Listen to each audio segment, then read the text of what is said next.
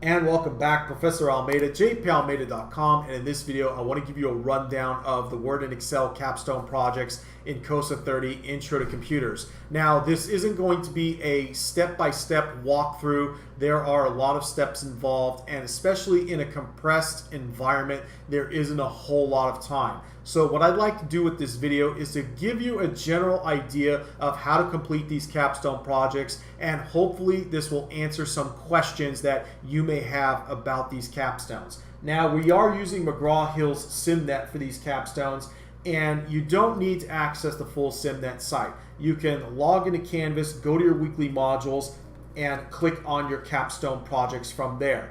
So once you do that, you should see a screen that looks like this. There are a couple of things to download.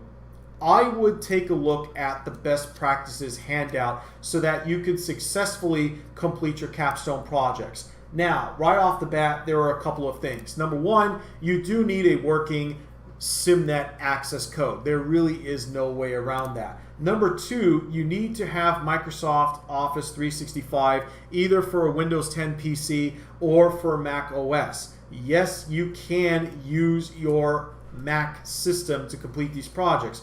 However, you must stay fully committed with the system you choose. So if you start on Windows, you have to go all the way on a Windows system. If you start on a Mac, you have to go all the way on a Mac. You can't switch back and forth between different systems. Here is your project file. It is uniquely coded to you. Never share your project file for any reason, even if it's just to quote-unquote see what it looks like. Okay, the grading engine can detect those things, and it's going to expect that you turn in this same file that you have downloaded with the modifications as described in the instructions.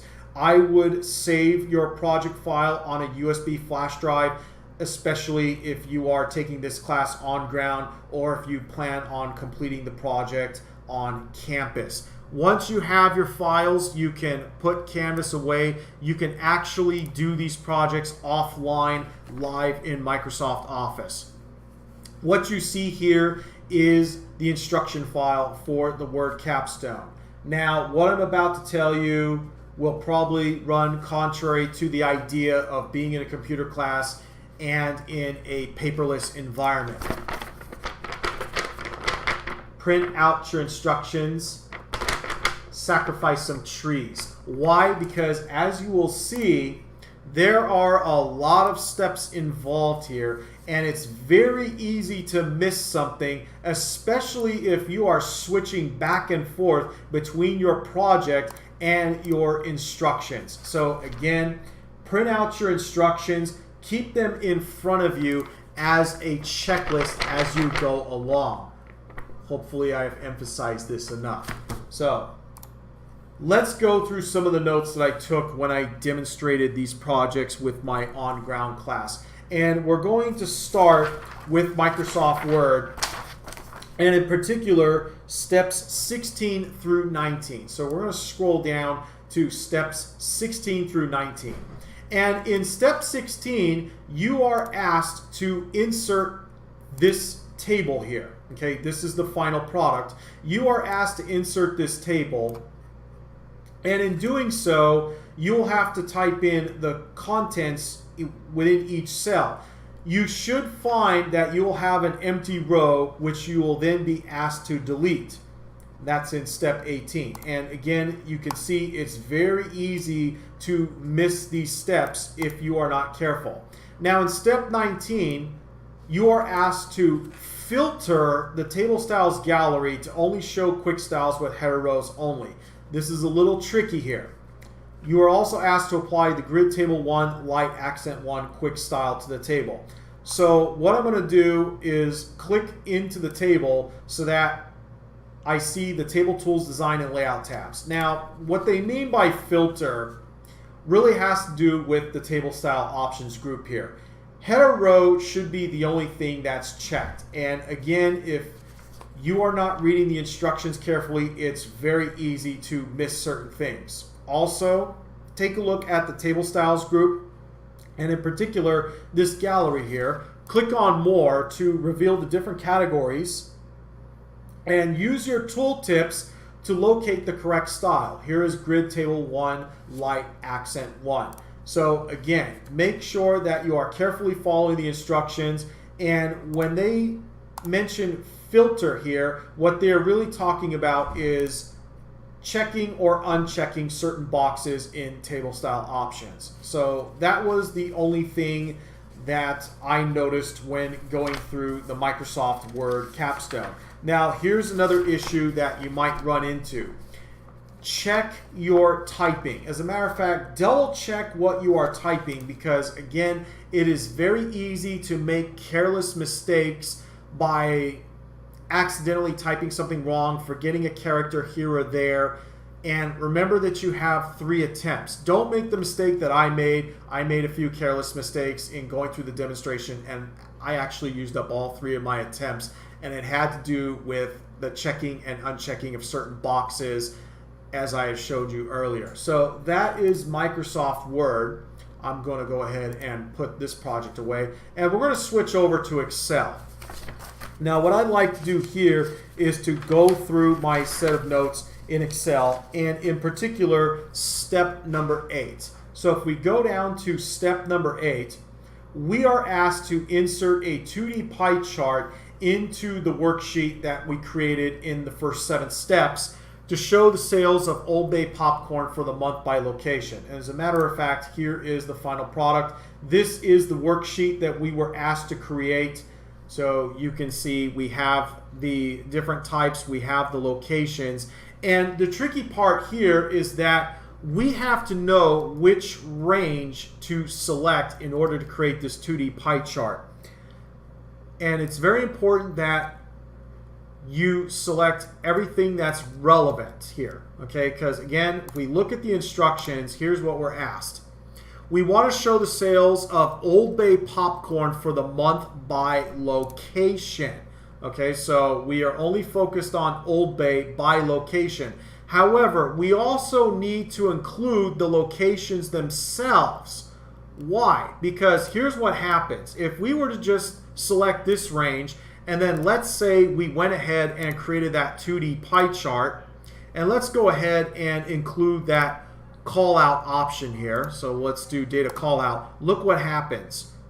Not very descriptive here, right? So we want to make sure that we select the correct range, and you want to pay attention to that. So we're actually going to select from A3 to E4, and then we will create our 2D pie chart. And as you will see, now we have our different locations here. And again, if I choose data call out for the labels, you will see this is what is expected here. Okay, so make sure that you are paying attention to the ranges you are selecting. As a matter of fact, in step 10, you will be doing the same thing with this clustered column chart. Now, there's a couple of things that you need to watch out for. Number one, if we select A3 to E6 here, okay, so let's actually go through this process. We're going to select A3 to E6, and let's go ahead and create that clustered column chart. Okay, so again, I'm going to create that clustered column chart. Here's the clustered column chart. Okay, a couple of things to watch out for. Number one, take a look at the hint. You may need to switch the row/column. Okay, so again, step 10 here. You may need to switch the row/column after inserting the chart. Okay, pay attention to the hint, because this is what they're talking about. If I right-click directly into the data series here, I'm going to select data, and you will see that the rows and columns are actually switched. I want the locations to be in the legend. Okay, so we're going to switch row and column so that the locations become part of the legend, and you can already see this here with the final product. So make sure that you pay attention to your hints. Again, this also requires that you select the correct range. Another thing you need to pay attention to is your page layout. Now, if we were to go to print this out, given the default settings that we have with the project file, you will see that not everything will fit. And there's a couple of techniques that you can do. Number one is to change the orientation. Okay, so that's in the page layout tab in the page setup group. You want to go to orientation and choose landscape. So that should be the first thing you do. And as you will see, not everything fits, right? So you want to pay attention to that. The other technique you can do is to get everything to fit on one page, and you do that by going into Backstage View. So that's the File tab, and you're going to choose Print. Now, by default, it's going to show no scaling. And again, as you can see, everything is cut off here. Where it says no scaling, I'm going to choose Fit Sheet on one page. Okay, if I do that, everything will fit. So make sure that you are aware of those techniques. Again, pay attention to every step. Keep a checklist going as you are going along. Now, once you are done with your capstone project, it's very important that you save your capstone and that you fully close out of the program. Okay, so make sure that you are fully closed out of Word or Excel. You're going to come back into Canvas.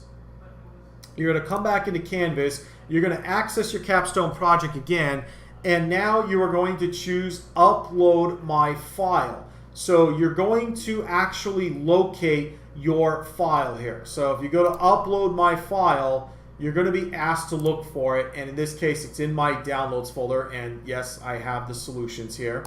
So you're going to upload your project, and then you are going to grade it. Again, you have 3 attempts. Take a look at the results for each attempt. It's going to show you what you got right and what you got wrong. In this case, I got full credit, but if I go back, here's my first attempt, right? And it shows me right here what I missed. This is with the Excel capstone.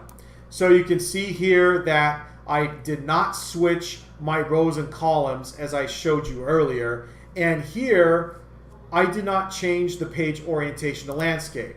I did change it so that everything would fit on a single page, but I forgot to switch the orientation. So pay attention to the steps that you missed. Go back into your project and fix those errors. Again, save and close completely before you upload so that you don't waste your attempt. Anyway, I hope this answers some questions. Good luck with your capstone projects. If you have questions, go to the Open Collaboration Forum in Canvas, ask your peers. If you're still not satisfied, you can then email me. Be descriptive as possible. Remember to include your class section. Help me help you here. And again, good luck with your capstone projects, and thanks for watching.